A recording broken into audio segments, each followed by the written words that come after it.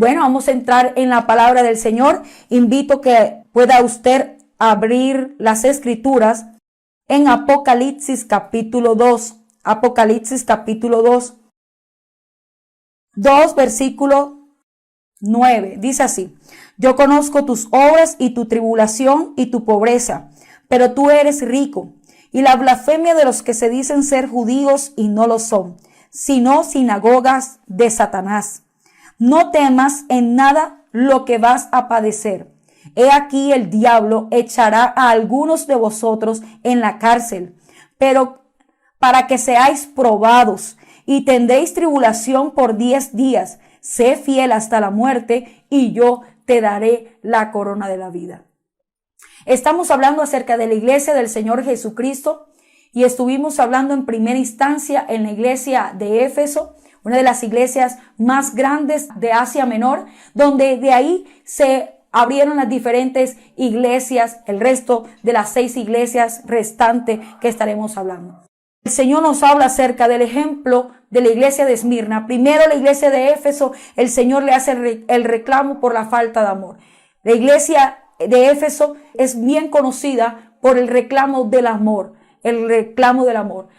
Era una iglesia comprometida con la obra del Señor, con el servicio a Dios, una iglesia que permanecía fiel en cuanto a la santidad, en cuanto al discernimiento de los dones del Espíritu, pero que había dejado el motor, había dejado la razón de ser, el amor hacia el Señor, el guardar los mandamientos de Dios, y no que se convirtiera en una rutina donde podía escuchar la palabra, podía servir, pero no estaba el motor de hacerlo por amor al Señor, teniendo en el entendimiento que se hace por amor, no porque me obligaron, no porque me mandaron, no porque ya este es mi lugar y lo tengo que hacer, sino entendiendo el propósito de Dios, el mostrar las riquezas de la gracia y de la bondad de Dios a través del camino del amor, como lo trazó el apóstol Pablo en primera carta a los Corintios capítulo 13.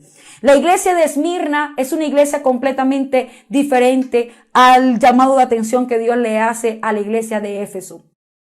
Y la iglesia de Esmirna nos habla acerca de la pobreza. Estuvimos tratando de la pobreza espiritual, que eran esclavos los que residían y los que estaban habitando en la iglesia de Esmirna. Así que económicamente era muy pobre. La iglesia de la ciudad como tal había sufrido destrucciones producto de un terremoto que había pasado en todo ese sector.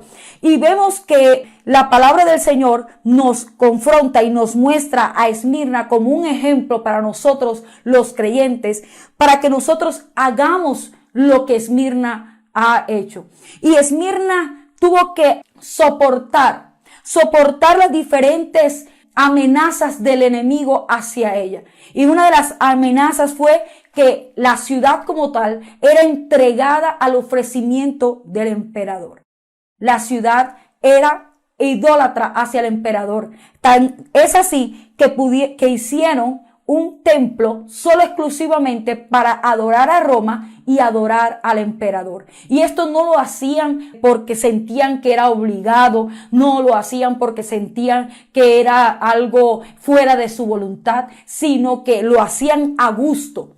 Entonces el creyente que se convertía y entendía que esto no le agradaba al Señor, era acusado por ser rebelde como quien dice, a la corona, al emperador, porque no estaba de acuerdo con el gobernador romano. Y esto hacía que la ira social se viniera sobre la iglesia, sobre los creyentes de Esmirna. Por eso es una iglesia que es sufrida, es una iglesia que es pobre, es una iglesia que es acusada, pero que el Señor nos habla diciendo de Esmirna es un ejemplo.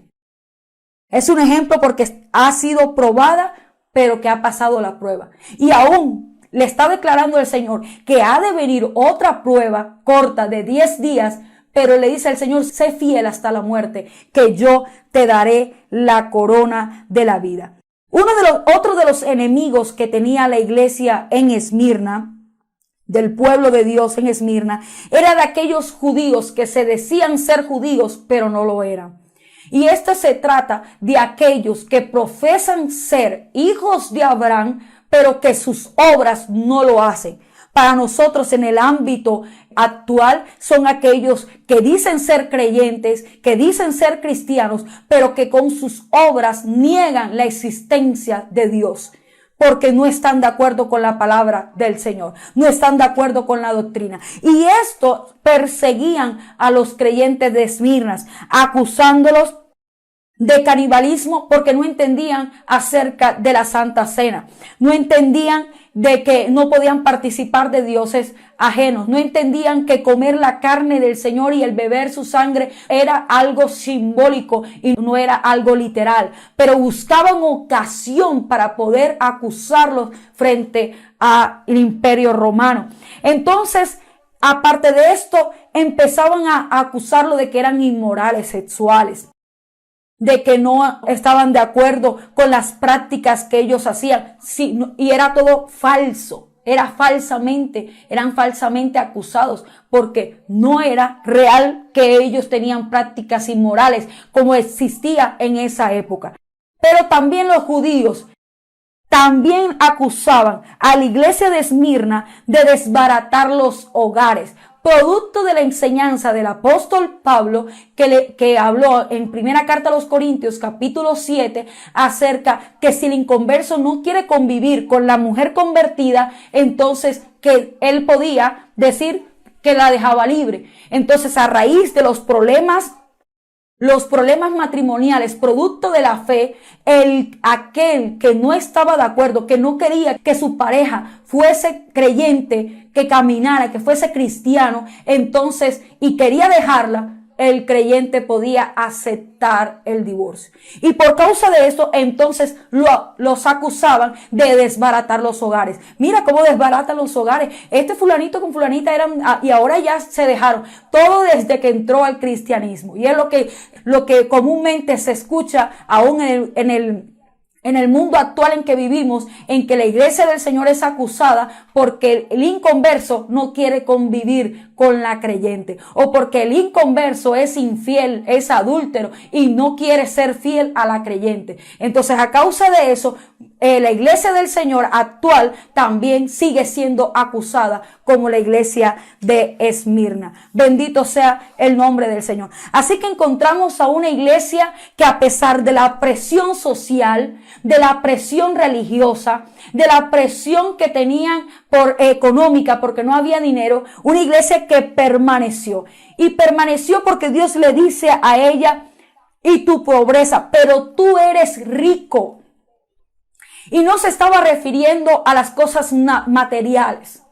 Se estaba refiriendo a las riquezas de la gloria de Dios, del Espíritu Santo de Dios, de lo que poseían de Dios en ellos, del quilate de Dios en ellos. Bendito sea el nombre de Dios. Y por eso el Señor nos enseña a través de Esmirna, para que lo tengamos en nuestra vida, que las pruebas, la tribulación, los momentos difíciles que pasamos en la vida cristiana, en las circunstancias, sea económico, sea la presión social, sea la presión del mundo, de la inmoralidad sexual, sea lo que quiera venir, el permanecer firmes en el Señor, siendo fieles al Señor, vamos a ser pesados en un quilate espiritual. Bendito sea el nombre del Señor Jesucristo. Entendiendo que las pruebas, las diferentes pruebas de la vida cristiana produce el fruto, un fruto apacible. Dice Hebreos capítulo 6 versículo 11, un fruto apacible, que es la recompensa de nuestro sufrimiento. Por la fe y la paciencia se heredan las promesas. Así que Esmirna nos da ese ejemplo, iglesia del Señor, para que cada uno de nosotros tengamos esto presente, que cada prueba nos va a hacer ricos en el Señor, en que tengamos un quilate de Dios, peso de Dios, porque las cosas van a pasar, va a pasar el momento, va a pasar la circunstancia, pero el Señor siempre va a quedar en nuestra vida cuando le somos fiel. Por eso el Señor le dice: sé fiel hasta la muerte y yo te daré la corona de la vida. El que venciere no sufrirá daño, de la segunda muerte. Tremenda promesa le da. Nos levantaremos en la primera resurrección. Le está diciendo a Esmirna, te levantarás en la primera resurrección. No vas a sufrir la doble muerte, o sea, ser echado al lago de fuego y de azufre. Así que todo aquel que pasa los momentos difíciles, que producto de esta vida, en este momento de la vida, de la salud, aquí en la tierra, dice el Señor, la promesa del Señor, que no vamos a ver la segunda muerte. La primera muerte es la muerte física, pero la segunda muerte es la muerte espiritual, cuando seremos lanzados al lago de fuego y de azufre. Bendito sea el nombre del Señor Jesucristo. Encuéntranos en las redes sociales: Facebook, Instagram, Radio DFP Bogotá, tu emisora online.